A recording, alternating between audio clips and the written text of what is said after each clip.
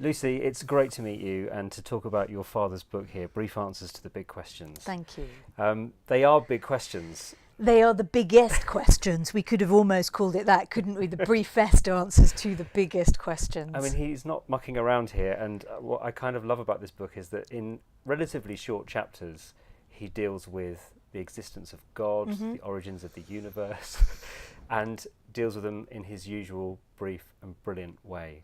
I think it's very reflective of both the nature of my father as a person, but also of his work, in that he was a cosmologist, and cosmologists work on the grandest scale of all. You know, their playground is the universe. So he was very comfortable with tackling big questions, complex subject matters, but he also had this passion for explanations, and he really liked to be able to explain things in a way that people could understand, but also in a way that people would relate to, so that he could take an abstract concept and tell a person who maybe didn't have an advanced scientific education why that topic mattered to them, why they had a relationship with this big topic. And I think that's very unique about him. Yeah, but as you say, that ability to explain things in a way that's completely accessible. Yeah.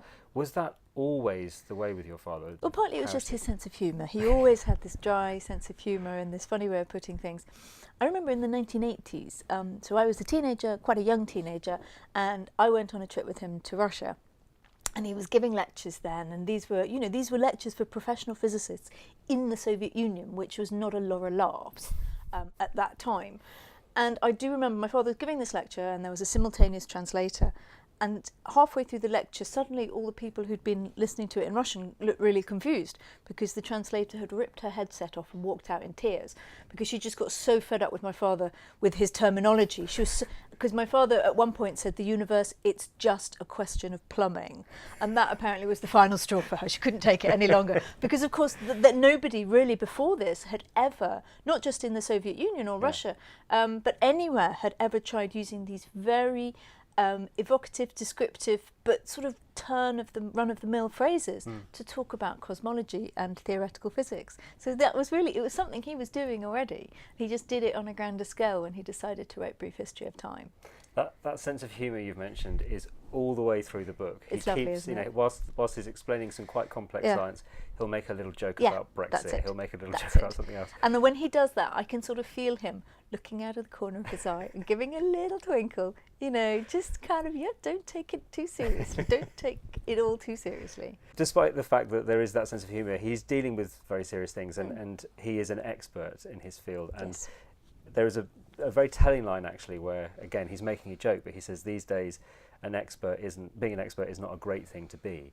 We have this sort of slightly bizarre situation at the moment, don't we, where people are being told not to trust experts, and that the validity of some scientists is being called into question. Yes.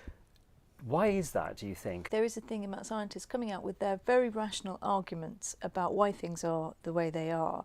And people need to listen to that and not be put off by the surrounding noise, which tries to create a distraction and tries to promote an alternative agenda, saying, for example, around climate change science. I mean, there is no doubt now, and yet there seems to be a concerted effort in certain areas to create doubt, which doesn't exist when you look at the scientific evidence.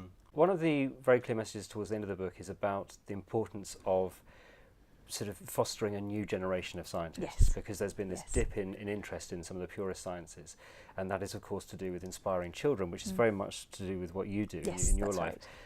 Right. How do you go about inspiring children to sort of follow that path in life?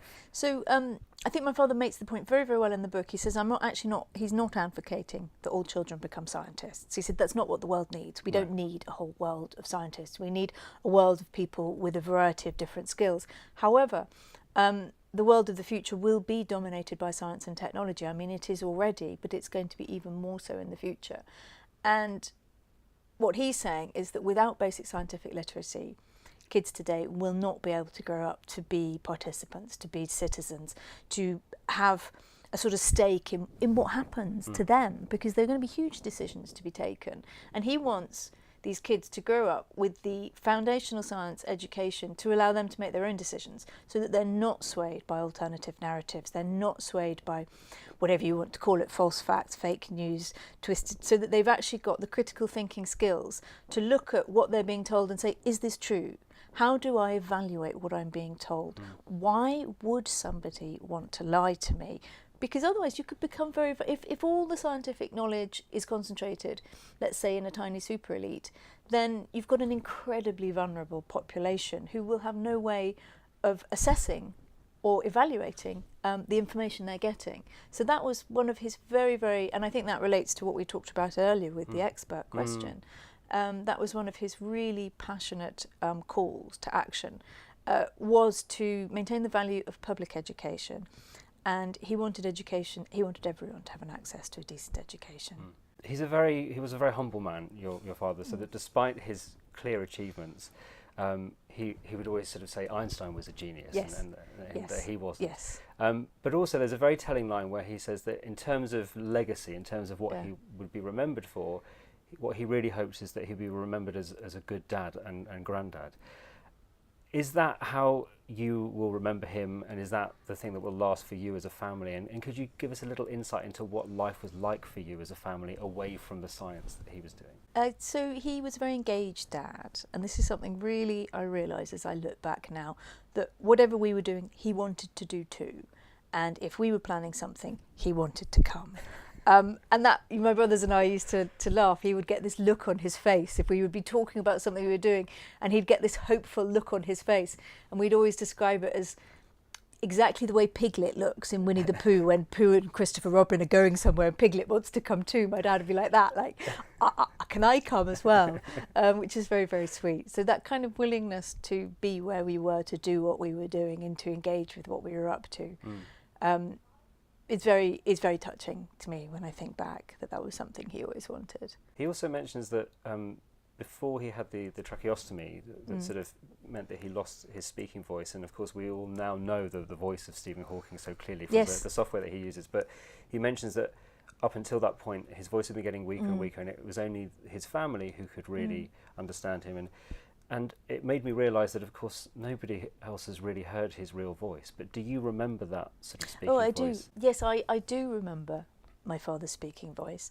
I think for some years, like everyone really, I so strongly associated his voice with the synthetic American synthesised voice that I sort of forgot about his other voice. And then I heard it on a documentary, a very old Horizon documentary, and it really took me back. Suddenly I was like, oh my God, that's Dad's voice. It got to the point, as I remember, that my older brother and I were really two of the few people who could actually understand everything our father was saying, and even people quite close to him.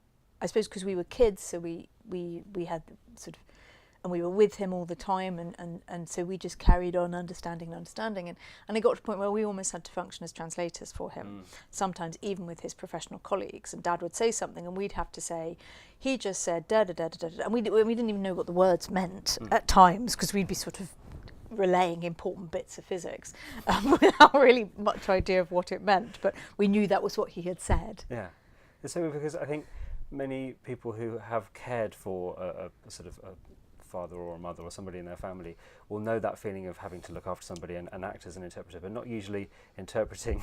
I know, exactly. Physics or cosmology. Exactly. He says that the origins of the universe. I'll be sort of 8, confidently going, well, really, it happened like this. And that, we'll also talk about his sort of physical voice. His voice, his writing voice, is so clear throughout this book. I know. I think it is the voice of my father in a book. I think that's really, really lovely. It is absolutely him.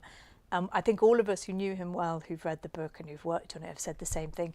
It's like being immersed in his world again. It's like having him there, having a conversation with him. Very enjoyable, very clear, and very funny, actually, as well. Yeah. Lucy, it's been so fantastic to speak to you about your father and about the book. Well, thank you so much for enjoying reading and enjoying the book. Thank you. Pleasure.